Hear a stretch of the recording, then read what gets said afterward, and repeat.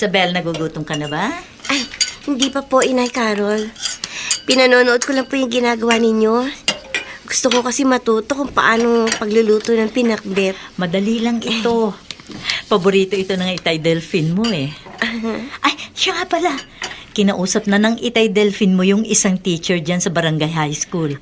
Oo, sinabi niya na ang dala mo lang yung elementary report card. Pwede na raw yun sa pag-enroll mo. Ang school na raw makikipag-usap sa school na pinanggalingan mo. Salamat po.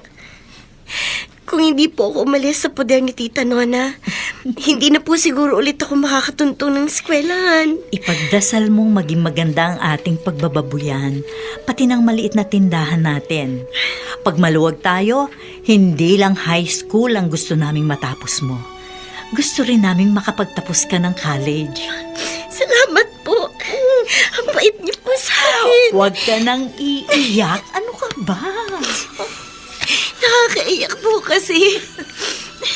Hindi ko naman po kayo kadugo. Pero minahal ninyo ko. Si Tita Nona po, pangalawang asawa siya ng tatay ko. Dapat maging pangalawang ina ko siya. Pero pinagmalupitan niya ako. Siya, tama ha? Palarin lang tayo. Dito sa poder namin, gaganda ang buhay mo. Ipinapangako ko yan sa'yo. Tay, napapansin ko tuwing hapon, narito kayo sa kubo sa harap ng bahay. Parang lagi kayong nag-iisip. May problema po ba kayo? Wala akong problema, Delphine. Naninibago ho ako sa inyo pag lagi kayong tahimik. May naisip lang ako. Gaya ho ng ano? Gaya lang yung bagang naalala ko ngayon nung umalis ako noon sa aming bayan, sa Bicol. Kabataan pa ako noon. Nakipagsapalaran ako sa Maynila. At hawa ng Diyos naging maayos naman. Nakilala ko ang aking naging asawa na, yun nga, naging ina ng asawa mo. Sa Maynila na ako tinubuan ng puting buhok. At ang puting buhok na yun ay wala na rin. Doon na rin binawian ng buhay ang asawa ko. At ngayon, sa dapit hapon ng aking buhay, narito naman ako sa inyong probinsya. Tuwing hapon, tinatanong ko ang paglubog ng araw. Sinong mag-aakala na ang isang Bicolano ay dito lulubugan ng araw sa malayong probinsya sa norte, dito sa Cagayan. Huwag po kayong magsalita ng ganyan. Matagal pa po tayong magkakasama-sama. Delphine, walang immortal na tao. 87 taong gulang na ako. Nung isama niyo akong mag-asawa dito sa Cagayan, ako'y 69 anyos lang. Halos 20 taon na rin pala ako dito. Kami nga ho ni Carol, eto nga ho. May mga puti na rin ang buhok namin. Pero ang isang pinatutuwa ko sa pagtira ko dito, masasabi kong ako'y naging bahagi sa pag-akay sa isang tao para mapabuti ang buhay. Si Isabel, itinuring ko siyang apo at itinuring naman niyo siyang anak. Dito na siya nakapag-asawa. Oo nga po. At pamangkin ko pang buong naging mister niya, si Joseph. Si Isabel, siya ay isang patunay ng isang taong nasa kaawa-awang kalagayan. ay may pag-asa pang magkaroon ng magandang buhay. Kung sa kanya'y may mag-aabot ng kamay. At tayo yun. Tayo ang tumulong sa kanya. Nailigtas natin siya sa kamay ng isang malupit na madrasta. Hindi na ho siguro naaalala ni Isabel ang masakit na bahaging yon ng kanyang karanasan ni Tay. Masaya na ho siya sa piling ng kanyang asawa at anak.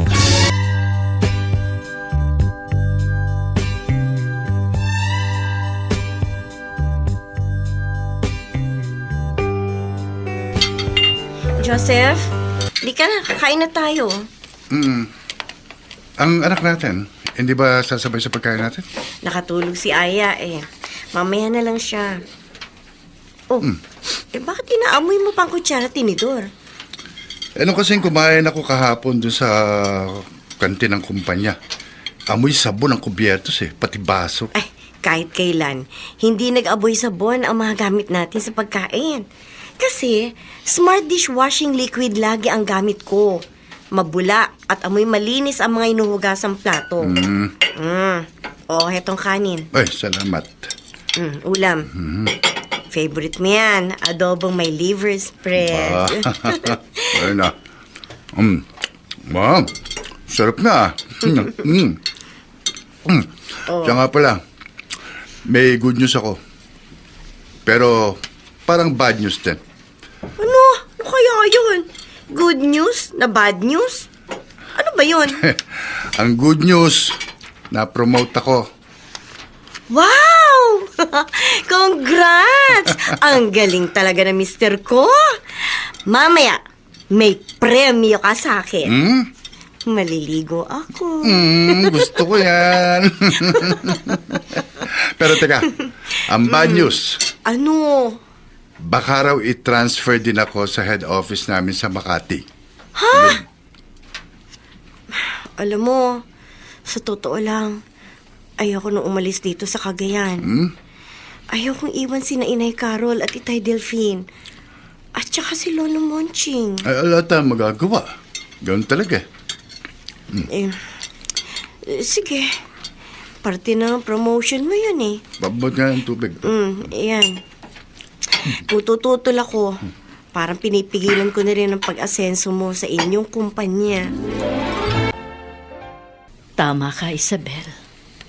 Malungkot nga sa amin ang tatay Delphine mo na mapapalayo pala kayong mag-anak. Pati ako.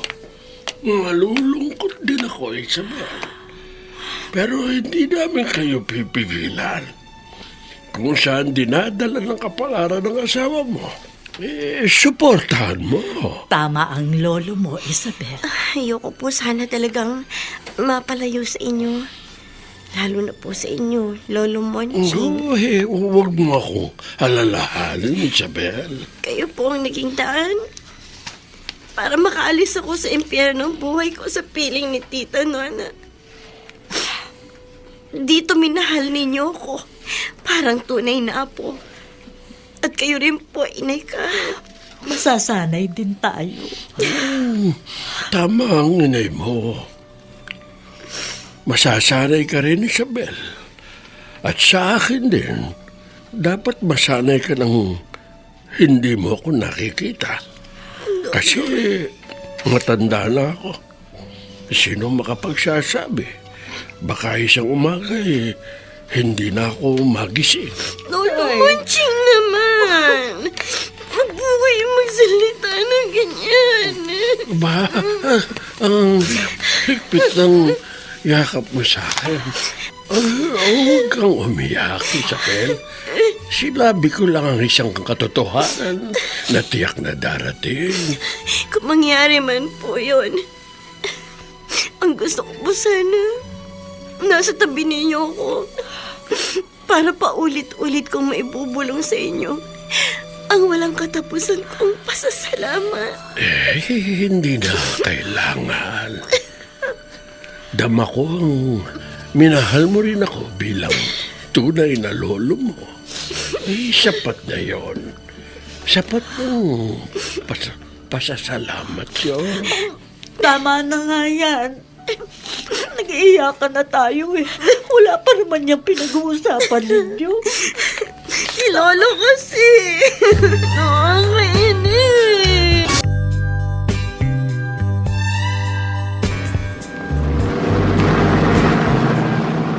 Pagdating natin sa Maynila, Isabel, nakahanda ng townhouse na lilipatan natin.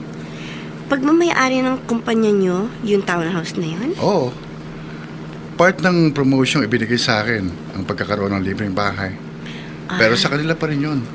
Sakaling malipat uli ako ng ibang branch, ibang company employee naman ang titira. Sana maganda yung lugar, no? At sana may malapit na school para kay Aya. Ay, siya nga pala, si Aya. Ayun, tulog na tulog sa backseat nitong kotse. Yakap yung favorite niyang stuffed toy. Siguro, may malapit na school doon.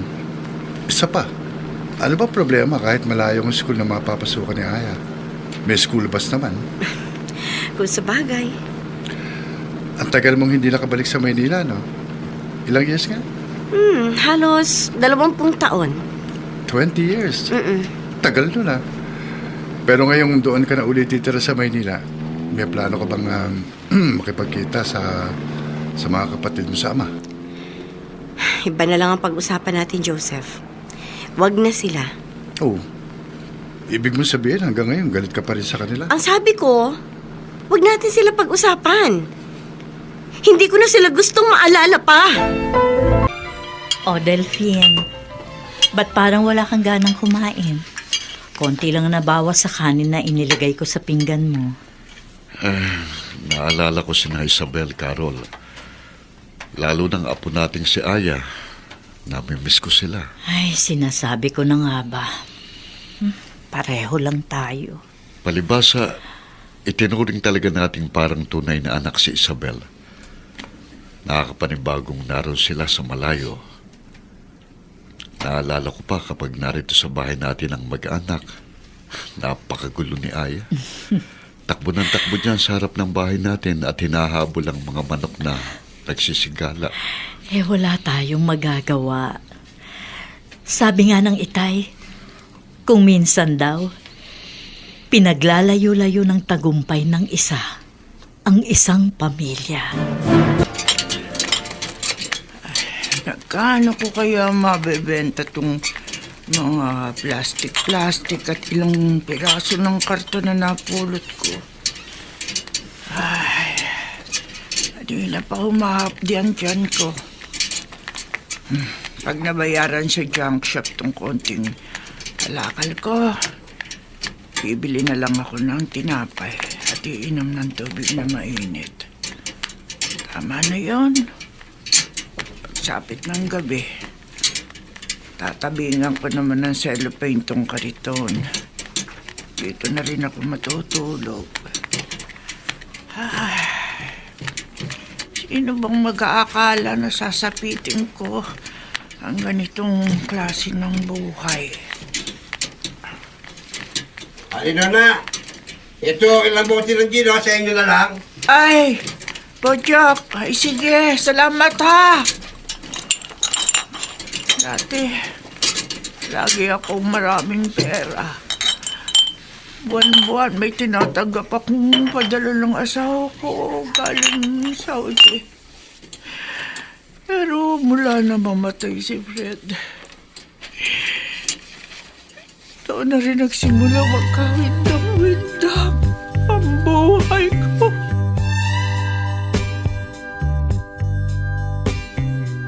Aya! Oh, nariyan na yung school bus nyo. O, isakbat mo mabuti itong backpack mo. Oh, kiss na kay Mommy. Bye, Mommy. Bye, anak. Ingat ka. Opo. Ay, salamat. At malapit lang ang school dito sa townhouse na nilipatan namin dito sa Maynila. At nakausap ko mga teacher ng anak ko. Mababait naman.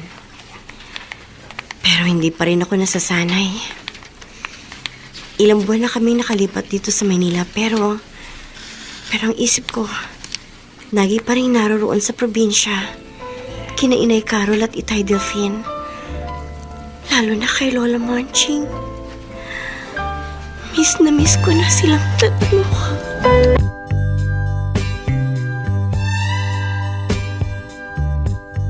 Tatlong complimentary ticket na binigay sa akin ni Isabel. Kaya sa linggo, pwede tayong mamasyal sa Star City. Oh, talaga, Joseph? Mag-Star City tayo? Oo. Kasi pansin ko parang nabubore ka rito eh. Lagi ko lang kasing naaalala sina Lolo Monching at saka sina Inay Carol at Itay Delphine. Wala ka kasing pamilya dito sa Maynila. Ay, oo nga pala. Ano kaya kung puntahan mong pamilya mo rito sa Maynila? Malapit lang dito yung squatters area ang tiniran mo dati. Pwede kita samahan. Ayan ka na naman eh. Siningit mo na naman ang topic na yan. Di ba ilang beses ko na sinabi sa'yo na ayaw ko silang pag-usapan? Isabel, kalimutan mo na ang galit na nararamdaman mo.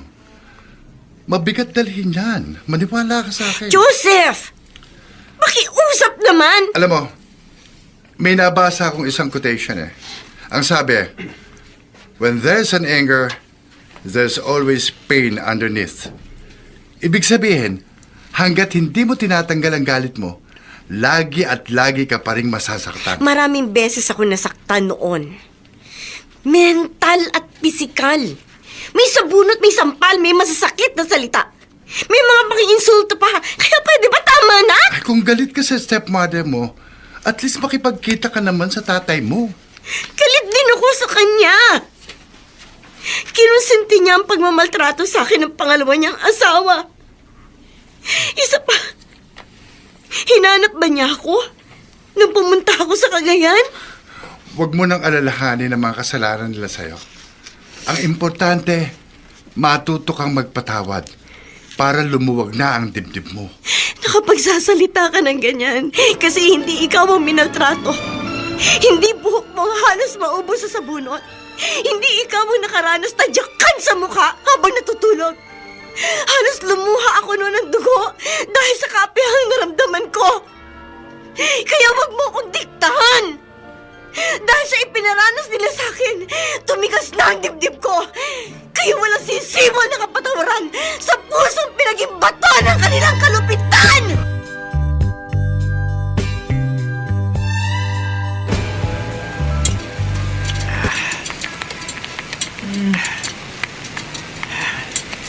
Makapalang ulap. Mukhang uulan na. Saan kaya ako pwedeng sumilong? Narito ako sa highway. Sana naman makakita ako ng waiting shed. O kahit anong may atip na masisilungan ko. Pag inabutan ako ng ulan, baka lagnatin na naman ako. Aba, may basyo ng plastic na pinag-inuman ng soft drink. Ay, kaso nasa gitna ng kalsada. Ay, teka. Titsyempo ako.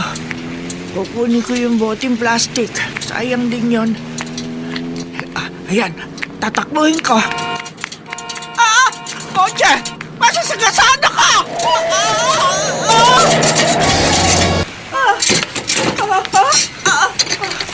Lola? Lola? Nasaktan ho ba kayo? Hindi naman. Salamat na lang nakapagpreno ka. Akala ko mamamatay na ako. Ninervous din ho ako sa inyo eh. Bakit naman kasi bigla kayong pumagitna sa kalye? Pupulutin ko lang sana yung boteng plastic na yun. Yung nasa gitna. Sir, pasensya na po ha. Oo, okay lang ho. Ako na ho ang kukuha sa bote. Eto na ho yung boteng muntik nyo ng pagbuwisan ng buhay. Maraming salamat. Sandali ho. Eto ho. Kunin nyo tong 200. 200? Opo. Ibibigay mo sa akin? Opo. Sige na po. Binubusinahan po tayo ng ibang motorista eh. Tumabi na ho kayo. At huwag po kayong ulit biglang gigitna sa kalye, ha? Ay, Ay, maraming salamat, Ane. Sige po. Nakakaawa naman ang matanda yun. Munti ko na siyang mapuntol.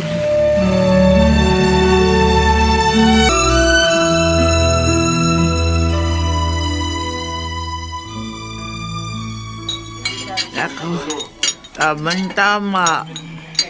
Merong kalendarya din eh. Ale! Pagbilan nga ng kanin. Balot ha? Ilang takal ho ng kanin, Lola? Isa lang, saka isang yun, pritong isda. Pwede ba pahingin lang ng sabaw? Ha? O, pengi raw na sabaw si Lola. Salamat. Ngayon lang ulit masasayaran ng kanin at ulam ang tiyan ko. Salamat sa lalaking yon. Binigyan niya ako ng 200. Dahil doon sa pera niya, makakakain ako ngayon ng maayos na hapunan. Joseph, pasensya ka na sa pagtataas ko ng boses sa'yo kahapon, ha? Sorry. Nadala ko ng emosyon ko, eh. Wala yun, Isabel. Naiintindihan kita. Salamat. Pero sana, wag mo na ulit pabanggitin na tungkol sa dating pamilya ko. Dahil hindi ko na sila pamilya ngayon. Kayo na ngayon ni Aya ang pamilya ko. At sina Inay Carol at Itay Delphine. At saka si Lolo Monching. Naisip ko kasi ikaw din ang mahihirapan kapag lagi kang may kimkim na galit. Hayaan mo na lang ako. Alam mo bang ang nanay at tatay ko matagal din nagkahiwalay? Nung dumating ka dun sa Cagayan, kapag babalikan lang nila,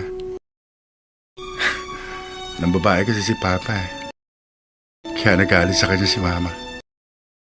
Pero bandang huli, iniwan din ni Papa yung babae niya at bumalik siya kay Mama. Hindi agad siya napatawad ang Mama ko. Pero iyak naman ang iyak ang Mama ko. Ibig sabihin, si Mama rin ang nahirapan sa paninigis niya kay Papa. Kaya pinayuhan si Mama ng tatay niya, ng lolo ko. Magpatawad daw ito nang gumaan ang dibdib. Yun lang naman ang gusto ko mangyari sa'yo eh. Yung gumaan ang dibdib mo. Masyadong malalim ng galit ko sa kanila. Pwede na akong mamatay nang hindi ko sila nakikita. Kita mo na? Yung ganyang salita mo, patunay lang yan na may dala-dala kang bigat at pait sa dibdib mo. Masisisi mo ba ako? Hindi kita pipilitan. Pero pag-isipan mo rin, pag nagpatawad ka, ikaw rin ang makalalaya.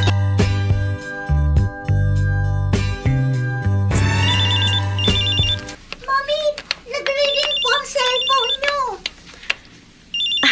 Naku, thank you, anak. Dinala mo pa dito ang cellphone ko. Akin na, sasagutin ko. Hello? Inay Carol? Isabel, umuwi muna kayo dito sa Cagayan. Bakit po? Anong nangyari dyan?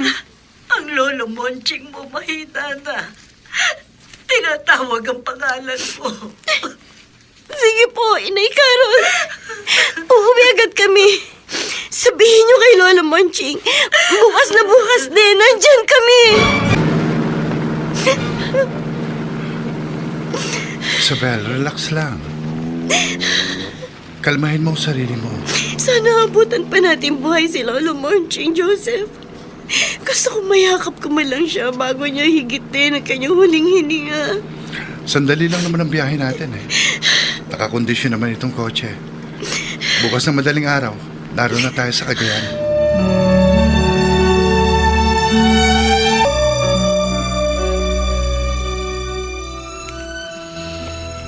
Darating ba si Isabel? At ang apo ko sa tuhod na si Aya. Opo, Itay. Darating daw sila. Tinawagan po ni Carol si Isabel kahapon. Carol, Itay, narito lang po ako sa tabi ninyo. tawagan mo ulit si Isabel. Sabihin mo, gusto lang magpaalam sa kanya. Itay, paparating na po sila. Kanina lang po nag-text na siya. Malapit na raw po sila. Lolo Monching! Salamat. Dumating ka na. Hinintay talaga kita. Natatandaan ko yung sinabi mo. Nang gusto mo ka, dumating na ang sandali. Ang gusto mo narito ka sa tabi ko. Lolo Monching! Huwag po muna kayong aalis. Huwag po. Huwag po. Huwag muna. Lahat ay darating sa katapusan. Nararamdaman ko na. Huwag po. Nagpapasalamat ako dahil kahit di tayo magkatugo ay naramdaman ko. Minahal mo ako bilang tunay na lolo. Kasi po, minahal niyo rin po ako. Kayo po ang naging daan para makatakas ako sa impyernong buhay ko. Patawarin mo na siya, Isabel, para gumaan na rin ang dibdib mo. Para maging kumpleto ang kaligayahan mo. Lolo. Tandaan mo, hindi ka makadarama ng kumpletong kaligayahan sa buhay kapag may kimkim kang galit sa dibdib mo. Kaya ipangako, makikipagkasundo ka na sa iyong madrasta at sa mga kapatid mo sa ama, pati sa iyong amang si Fred. Kung mahal mo ko, mangangako ka sa akin. Sige po. Nangangako po ako. Salamat. Paalam na. Paalam. Lolo? Lolo Monching? Lolo? Lolo!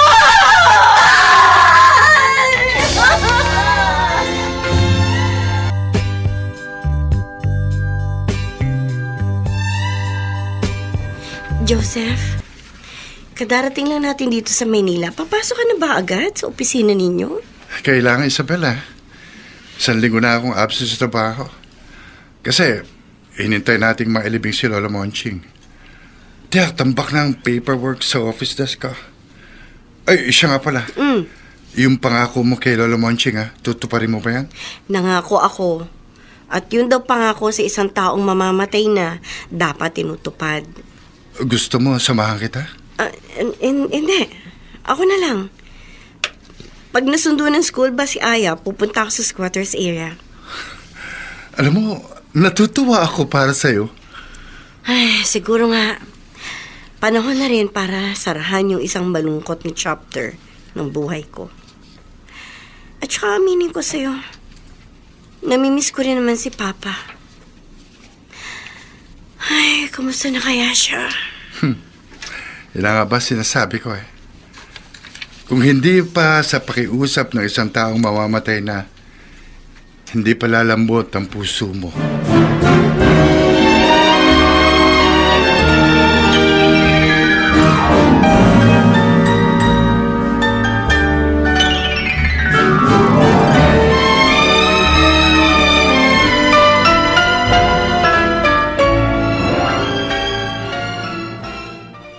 Malaki na ipinagbago ng squatters area ito.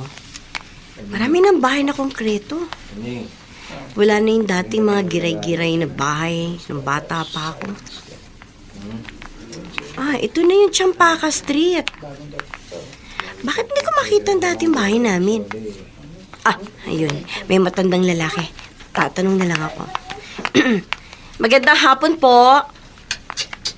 Aba, kayo ho ba si Mang Pilo? Ay, ako nga, Ineng. Sino ka ba? Bakit mo ako kilala?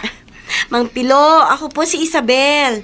Yun pong anak ni Fred. Yun pong nagsa-Saudi.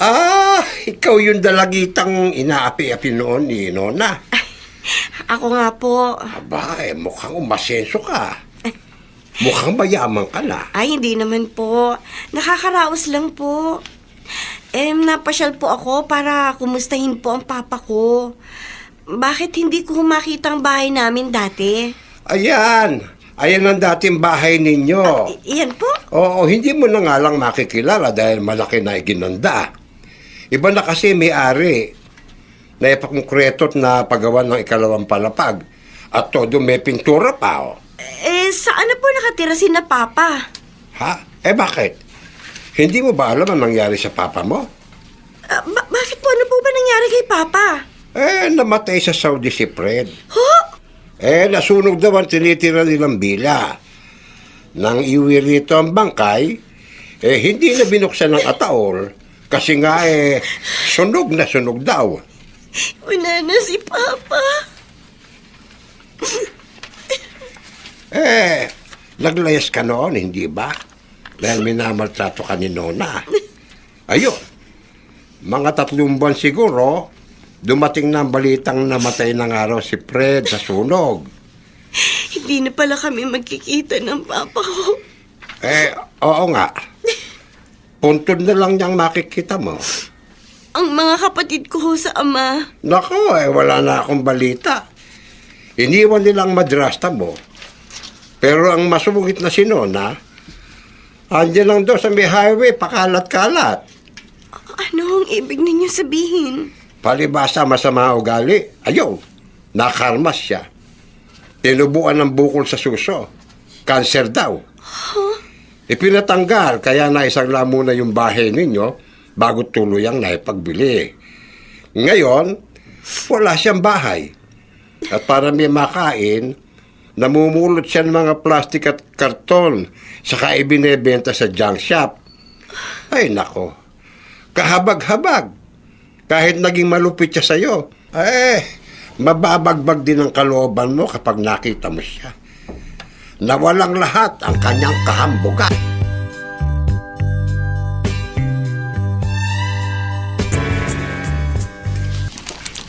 Fred, eto na naman ako. Narito ako sa harap ng puntod mo. Pasensya ka na, ha? Isang maliit na kandila lang ang dala ko. Ni isang bulaklak, hindi kita maibili. Kasi kung alam mo lang, hirap na rin ako. Kung maaari nga lang, gusto ko sumunod na rin sa iyo. Wala nang mawala ka. Kawindang-windang na ang buhay ko. Saka dito na lang ako natutulog. Ang bahay na naipundar mo, wala na, naibenta ko. Nona, Kapilo, kayo pala. may kasama akong gustong dumalaw sa puntod ni Fred. Ay, sino ba siya? Ang anak ni Fred sa kanyang unang asawa, si Isabel. Ikaw? Si Isabel? Ako nga ho. Tumabi ho kayo dyan. Ilalagay ko sa harap ng puntod ni Papa itong bulaklak na dala ko. Galit ka pa rin ba sa akin? Hindi lang ako galit sa inyo. Nasusuklam ako sa inyo.